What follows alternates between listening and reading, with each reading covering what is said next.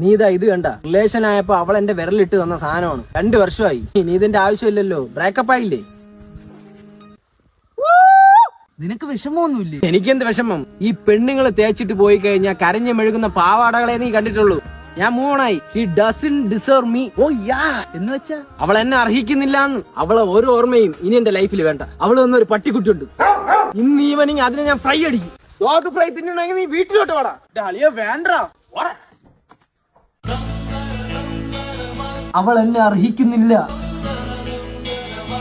ഒരു ആവേശത്തിനടുത്ത് എറിയുകയും ചെയ്തു. എന്താ ബ്രോ, തൂറാനുള്ള സ്പോട്ട് തപ്പുകയാണോ? അവൾ എന്നെ അർഹിക്കുന്നില്ല. ഹലോ. പിന്നെ ഞാൻ അവളുടെ കോളേജിൽ ഒരു പയ്യന്റെ ഇൻസ്റ്റാഗ്രാം ഐഡി തരാം. അവൻ അവള് തൊട്ട് സ്റ്റോറി ഇട്ടിട്ടുണ്ടോ എന്ന് ഒന്ന് കയറി നോക്കാൻ പറ്റുമോ? അതിന് നിനക്കെന്താ? നിങ്ങൾ തമ്മിൽ ബ്രേക്കപ്പ് ആയില്ലേ? എനിക്കെന്ത്? അയ്യേ. ഹലോ. ഹലോ. എടാ, നീ അവളെ നമ്പറിലോട്ട് വിളിച്ചിട്ടെ അവള് ബിസിയാണോ എന്ന് നോക്കൂ. ഈ 3 മണിക്കാ? പ്ലീസ് നോക്കാം. ആണെങ്കിൽ നിനക്ക് എന്താടാ? എനിക്കെന്ത്? അവൾ എന്നെ അർഹിക്കുന്നില്ല. ഒന്ന് ഉറങ്ങാൻ വിടടാ. ഓണായി പോലും നിനക്കൊന്ന് പൊട്ടി കരഞ്ഞൂടെ? ഒരു പെണ്ണിന് വേണ്ടി കരയാനുള്ളതാണോ മച്ചാനെ നമ്മുടെ ലൈഫ്?